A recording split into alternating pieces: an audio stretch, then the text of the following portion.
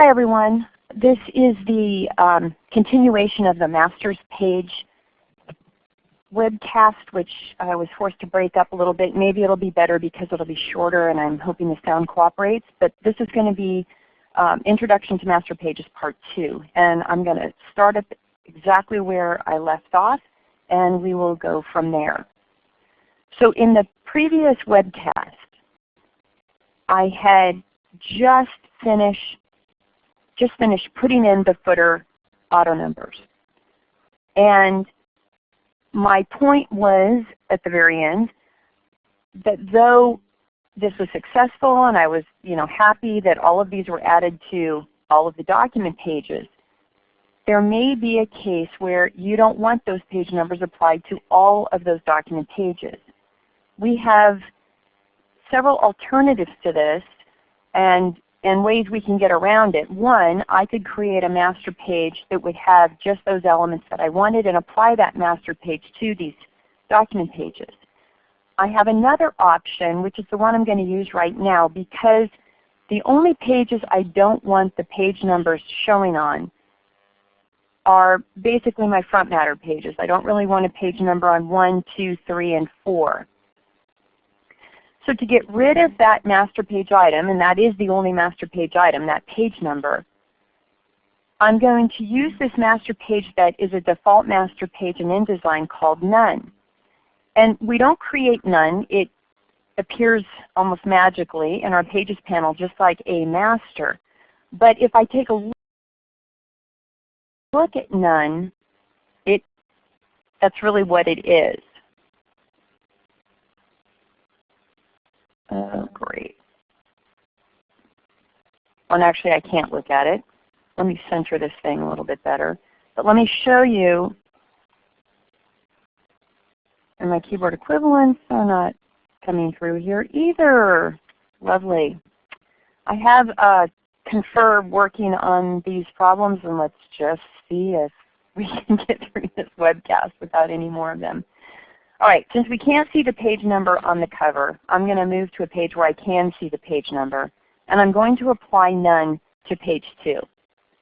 When I do that, I'm going to just drag that page thumbnail right over the top of the page. And you can see that the page itself gets a dark border around it, which means that when I let go of my mouse, it will have applied that master page to this document page. I let go, and notice that the little A is gone, because now this is based on master page None rather than a master. I'm going to go ahead and do that to page 3 and 4 and 1 as well. But to keep dragging these down page after page is fine if I just have 1 or 2 pages I want to apply a master page to. But if I want to apply a master page to multiple pages, what I will often do is use another way to apply master pages, and that's using my Pages panel menu. I'm going to click on page 1, shift click on page 4, which means that it's targeting all 4 pages. Go to my Pages panel menu and choose the command Apply Master to Pages.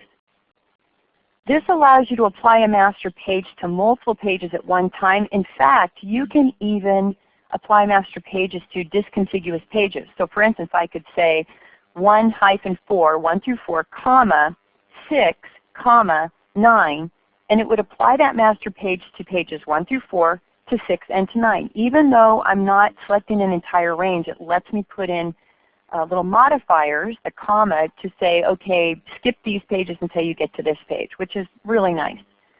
And it's not a master I want to apply, it's None I want to apply to those 4 pages. Click OK. And now None has been applied to these 4 pages. And I can see by clicking on them, double clicking on these pages, that I don't have a page number appearing in the bottom corner. And yet, if I go to page 5, which is the first page that master page A has been applied to, I see the correct page number, which is page 5. If my front matter was paginated with Roman numerals, which is very common and it's actually very traditional for a book type document, I would want to change this number to page 1. And I can do that using the book feature, and I can also use the section start to do that. And we're not going to go over that right now. We're going to probably get into that in a lot more detail when we're talking about books. But I just want you to see how you can apply those master pages. Okay. Let's go back to our webcast slides for just a moment. Actually, my lab working. Let's go to that one.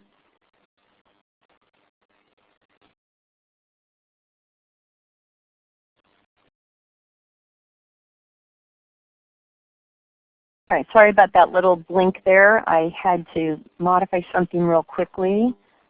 I'm hoping CC Confer is hanging in there with me. All right, where we left off with creating a master page for this particular Lab 3, and as I mentioned in the earlier webcast, I called it Lab 3 Working. We've got so far the slide, and actually we didn't have the bleed, and I want to show you guys how to take care of that. I believe we left the bleed off, so I want to make sure that mine is looking exactly as we left it in the creating a document webcast. So we have one master page, which is a slide. All of these pages are built from that, which means right now all it has is the margins, so nothing really big. But I want to put in the bleed for one reason, and that's so that I make sure that you all have anything that bleeds off the edge continue past the edge. And let me just show you a quick example of what I'm talking about. I'm going to have you create 2 boxes, one going across the top for the main portion of the slide and one box going across the bottom for a title that's going to remain constant across all pages. And it's going to be something similar to this. I'm going to drag across, and let me just fill it with something light right now so that you guys can see what that's going to look like. And if we're not careful, we end up having a box that may get really close, but not exactly. And then when the presentation displays, you end up getting this gap. And I've made mine pretty dramatic, and normally it's like a hairline. So in order for us to get some practice creating bleeds, even though a slide presentation really is not a great example of a bleed because it's not going to be printed, I'm going to have us go ahead and create the bleed guide after the fact of creating the document. Because remember, we can do it in that very first new document dialog. So to get back to that particular attribute, I'm going to go back to the File menu, choose Document Setup, and if your bleed options are not showing, remember you're going to have to click on the More Options button. And I'm going to go in here and just change this to 12 pixels, type a 12. I know that the default measurement system is pixels, so it's going to associate that number with pixels. Press Tab, and that populates all of the fields going across because I have a chain link here, which connects all 4 of these. When I click OK, I now see my red guide running all the way around the outside of the page. And this is going to help me when I am creating those rectangles. So let's get to the rectangle portion. One other thing I want to put in place, I noticed that this is not, oh it is there, okay. So when we created the new document, we did put a primary text frame in here, and I know that because if I hover over this little symbol, I'm not getting it again because Confer is blocking my pop-ups. I don't know why, but anyway, my tooltips. It will basically say if you click on this, you will remove that attribute, and it will no longer be the primary text frame, but we want it to remain the primary text frame. As I create these rectangles, I'm going to be creating them on top of this primary text frame. I'm going to have to move those rectangles behind. So there are several different ways we could have approached this. I could have done the rectangles first, not put a primary text frame on the page, and I could have added that later. But I'm going to try to do things from different directions throughout the webcast just to give you guys experience of what can go wrong with each of the methods. Because some methods are more appropriate in certain situations, but every method has something we can do wrong, and we want to be able to get out of that problem. I'm going to deselect that text frame, and I'm going to zoom out just a bit because I want to be able to see my entire page as I draw these rectangles. I'm going to click on the rectangle tool, and I'm going to start down at that intersection of the bottom and left bleed guide. You don't have to start here, but I want to start off the page, drag diagonally up, and I'm just guesstimating that I want my bottom portion of the slide to look something like this. And let me show you the finished, I'm looking at my other one here, hang on. I'm going to show you the finished page here.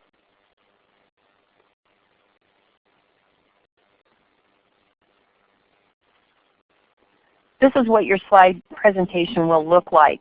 It's going to have your name, something underneath, this dotted line. You're going to display what font you're using, what cooler theme you're going to use, and then we're referencing this PDF document, which is 10 Years of Designing with InDesign by Pamela Pfeiffer.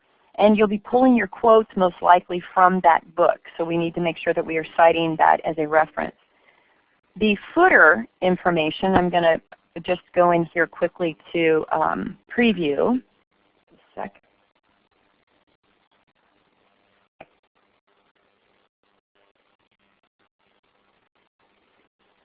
Will be consistent across the bottoms of all the slides. So that's the box I'm creating now. I'll create another rectangle above that, fill it with my secondary color, and then I will put the footer text, which I don't want to be able to edit on the body pages, in a text frame that I'm going to add at the bottom, and then I'm going to create a text frame, or actually use my primary text frame so that I can change the content on each page. So just to give you, I think sometimes when you can visualize where we're trying to get it, makes it a lot easier. So I'm going to place this back over on my other monitor.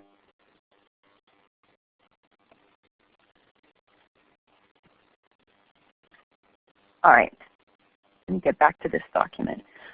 One of the other things I want to mention is when you created this new document, all you're going to see are your CMYK and your RGB. Actually, all you're going to see is RGB colors because we said it had a web intent. And these are probably not going to be the colors you're going to want to use for your slide presentation. So let's talk about how we're going to be able to get some other swatches in. We had talked about Cooler several times in multiple webcasts where I can go to my window, extensions, and choose Cooler. And you can choose any theme you want. You can create your own swatches if you have a personal theme in mind you'd like to use. But if you're having trouble finding a theme, I am going to be uploading some swatch themes for you that you can download and use. And I'm going to do that with this Bordeaux one because I want everyone to know how you go through and do it. The file types for swatch groups that you export from an InDesign file have an extension of ASE.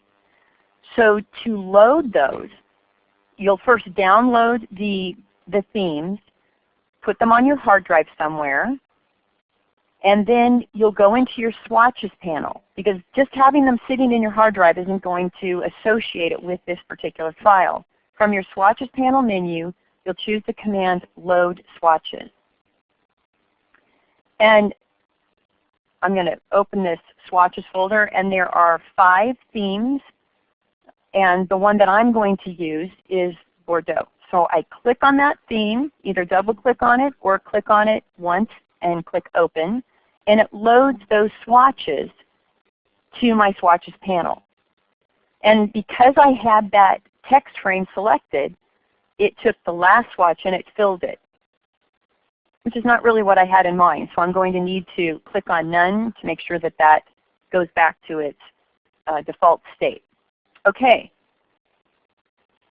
I want to try to make, and I can't make that any smaller at this resolution, so we're kind of stuck with that. Okay. Let me go back, and I'm going to select the rectangle. that I drew across the bottom. And remember, that went from the left bleed to the bottom bleed to the right bleed, and then wherever you would like to have that footer portion end. And I'm going to fill this with the really dark wine color here. And now I'm going to go back to my rectangle tool, and I'm going to draw another box. And boy, I cannot seem to catch a break. Of course, they are mowing the lawn across the street. I hope you guys can't hear that. Okay. If it's not one thing, it is another. Okay.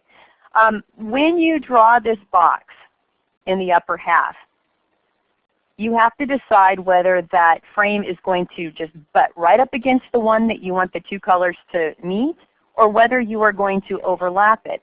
Again, this really comes down to how much work you want to put into this. But what we don't want to have happen is to have a little tiny gap, something like this appear, which you won't be able to see when you're zoomed out, but when you zoom in, you'll see it. So I recommend that if you're going to try to butt these two rectangles together, zoom way in on this little spot, and you'll want to make sure that you are zooming in on a resize handle. Otherwise, you're going to be dragging the page over to try to get to this resize handle. So this is a great opportunity to use that keyboard shortcut that I was telling you about, Command spacebar on the Mac and Control spacebar on the PC. It turns my cursor into a magnifying glass, and I just draw a little rectangle around that area, which will zoom me way in just one drag. I'm going to go down and resize that so that it snaps right to the edge of that other rectangle. Pressing Control or Command 0 pops me right back out, and I can see that that rectangle is selected, so it's ready to be filled. I'm going to fill it with this very pale yellow. All right, let's see what those two look like. Of course, right now I'm seeing the bleed extend beyond the edge of the page, but if I go into preview mode, clicking on either my my screen presentation up here or clicking on the little preview box here, I can see that that bleed gets cut away, which is how it will be in the final presentation, and I can see much better how these two are going to look side by side. And I just want to do a quick check. Sure enough, the yellow is going right into the maroon. And now we're ready to deal with that text box. Because I drew these two rectangles after the primary text frame was established on the page, it is sitting below these. So I'm going to select these two rectangles by clicking once on the top one, holding my Shift key down, and clicking on the second one. Now I can right click or Control click if you're on the Mac, and choose the Arrange command to send these two to the back. I want that text frame sitting on top.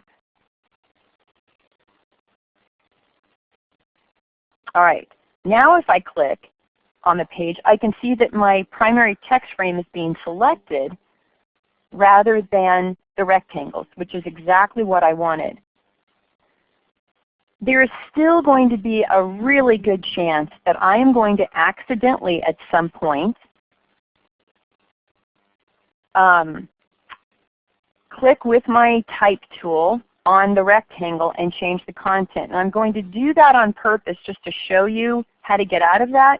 But I'm also going to show you a way we can get around this too. Now it's time to figure out, where do I really want those margins? Do I really want this text box this large? And if I don't want the text box this large, do I want it to be a different size than my margins? There's no law out there, page layout law, that says your text box has to match the margin, but sometimes it's easier for you to see what's going on if it does match.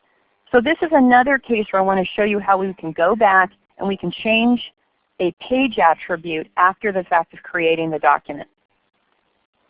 Go to my Pages panel. Again, I just want to make sure that I've double-clicked on a slide. Notice that all of these rectangles have already populated all the way through pages 1 through 5. And I'm going to go to my Layout menu and choose Margins and Columns.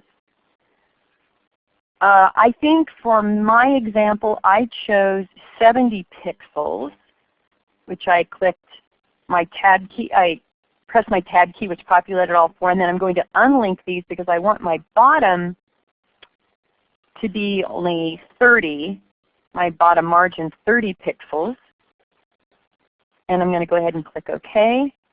And notice that the primary text frame did not adjust to the size of the margins. I would have to use another command to do that, and right now I don't want to get into that particular command. So what I'm going to need to do is snap, using these resize handles, I'm going to resize this text frame so that it matches the left, top, and right, but I know that I don't want this primary text frame to extend into this footer area because I'm going to create a second text box for that. So what I'm trying to do is create a text box in this upper portion that will give me some boundaries for my text that I add. I don't want it to go above, to the right, or to the left of this text frame.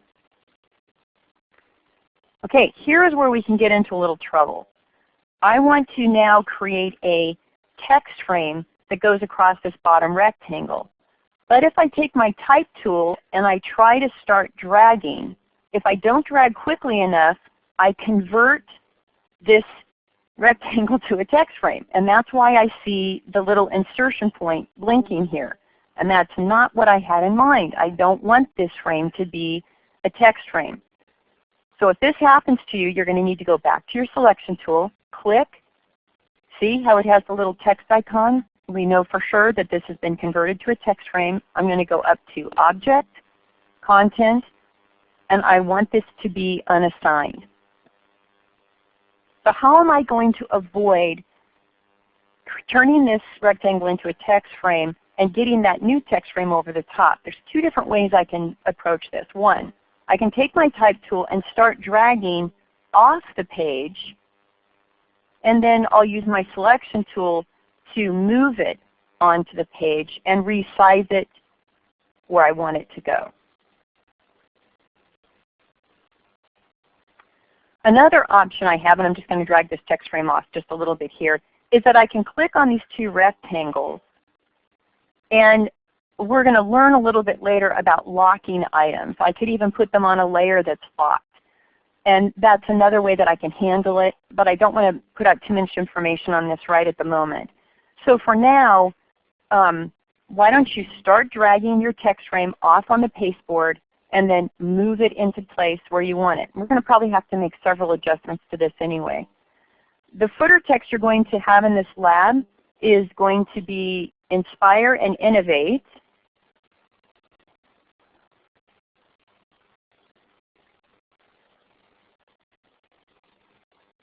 This is not letting me grab it. Hang on, let's try this again.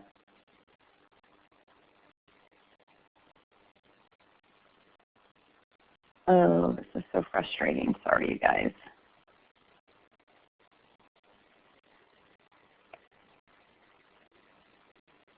Okay, I just want to paste this text in here. So I typed in, and I'm skipping a few steps just because I don't want to bore you with all the formatting, but I copied and pasted the footer text, which is Inspire and Innovate with Adobe InDesign. I highlighted it, and I chose either I chose Myriad because that's going to be the font set I'm going to be using, Minion for my sans, for my serif font, and Myriad for my sans serif. I chose Myriad Pro Light. I made it about 57 points, but I also added the initial cat attribute, which is sitting with the T's over here on the right. And you can see what difference it makes.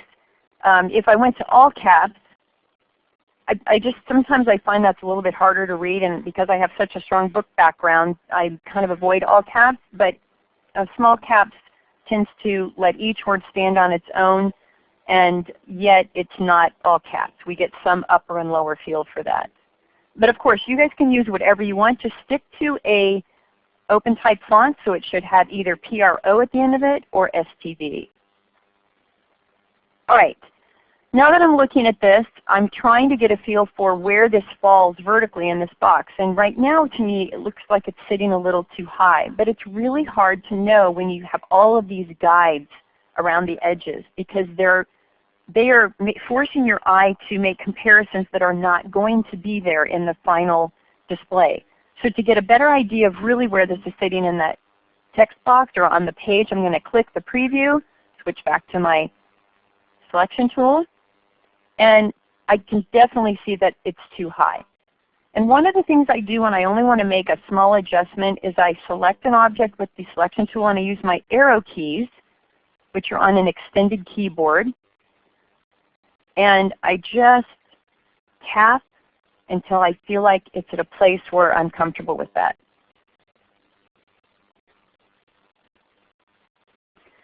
Another concept that you might think about is that optical center is not mathematical center, especially vertically. The human eye tends to perceive things that are mathematically centered vertically as off-center. We tend to like things slightly above mathematical center. And any of you who are working in graphic design probably have all kinds of things that you've been introduced about that. But just choose the place you feel is right. I'm not judging this on any design rules. I'm just going to be grading this on the fact that you got the pieces in there, and I can tell that you've really made an effort to get this to work. Okay, back to normal view. All right. Now from here, we need to put in the information, and that is all going to be listed on the PDF that has instructions for this. So just to save some time, I'm going to go back over to my first page here, and I'm going to just copy the information and paste it into here.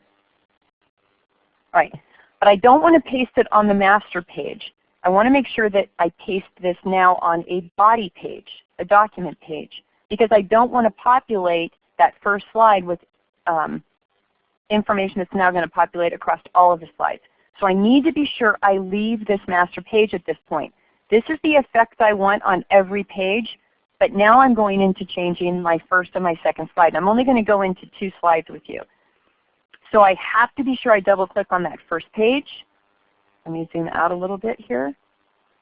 And again, check that bottom left-hand corner to be sure it doesn't say master.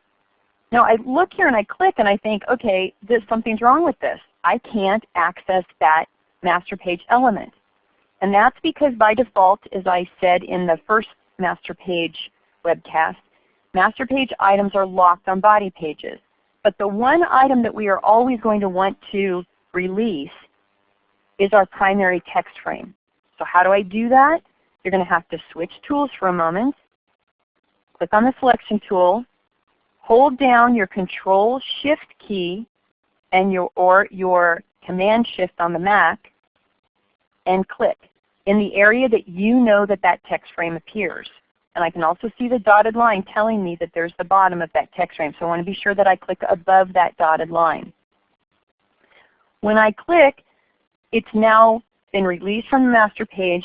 I can go into my type tool, or I can double click, which will automatically change me to my type tool. Anytime you double click on a text box with the selection tool, InDesign automatically switches tools to the type tool for you. And sometimes that's not really what you want to do and you've got to go back. But in most cases this is a nice little shortcut. And I'm going to go ahead and paste that information. Of course there's going to be a lot of work to get this text the way it is. You're going to have to type in your name, your profession, and then I'd like to have a dotted rule underneath that, which we talked about creating in a previous webcast. But we can do that by going to the line tool and holding down the Shift key as you drag to the right. I'm just doing a little sample one up here. Going to my stroke panel. I need to make this thick enough that I can actually see it. And I'm going to kind of overdo it here a little bit so we can see it real clearly. And then I'd like you to use either the Japanese dots or the dotted. I guess if you really wanted to use wavy, that would be fine with me too. And I might even want this to be a little bit larger, so I'm going to click that upper triangle until I'm happy with the look of it. And I'm not happy with the color, so I'm going to go to my swatches panel, make sure that my stroke icon is on the top, and I'm going to click on the lighter of those wine colors. So once I get that stroke, I'm going to go ahead and move it into place, wherever that may be. Size it by hovering over the end of that stroke. You're going to see a double-headed arrowhead, and I'm going to snap it right into place. At some point I'm going to teach you how to create paragraph rules, which will keep them in line with the text. But for now, let's just practice getting our stroke. Okay, I'm going to go ahead and delete that. If possible, I would really like this to be one flow of text instead of multiple text boxes. If you can't work this out, it's okay. Just make multiple text boxes. But if you can, let me show you some ways to get that vertical space in. We are going to get more into kerning and tracking and leading and all that kind of stuff. But what I'm using to force this paragraph down enough to give me some extra space is I'm going into my paragraph attributes, and I am clicking on this space above. So that's the one that has the little shaded bar with an arrow pointing to the right, and it's at the top, where this one to the right has a little shaded bar at the bottom. So you will probably intuitively realize that this means I'm adding space above and I'm adding space below. If I click on that arrow, can you see how that text is moving down the page? Okay. And then I go ahead and type some more type in, and I'm going to then, here you can see that I have 60 pixels above. For the cooler, I didn't have any pixels above or below because the line spacing is handling that. And again, we have not gotten into any heavy-duty tutorials on type, so I'm not expecting anyone to do anything magnificent here. I just want you to try to separate these items out a little bit. This is the model. The name, I would like you to not only fill, but I would like you to stroke the letters, which I told you previously we don't do this very often because it does inhibit readability. But your name is going to be the largest item, the strongest item on the page. So I feel we can justify stroking those letters. And I want that stroke to be a different color than the fill. Now it's a little bit hard to see, but here I have a fill of the lighter wine color, and then I've stroked it with the dark wine color.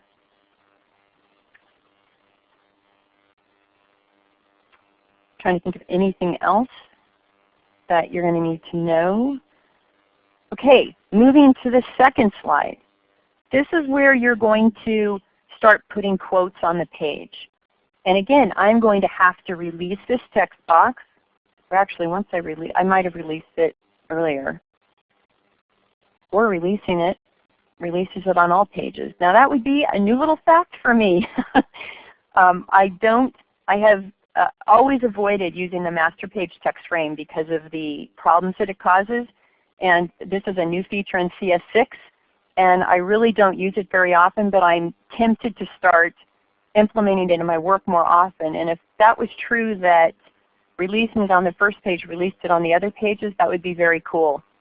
Definitely something I should remember. Okay, moving to the second slide. As I said, this is where your quotes are going to occur. So I want you to type in a quote, which I am also uploading for you the book that we're going to use with this.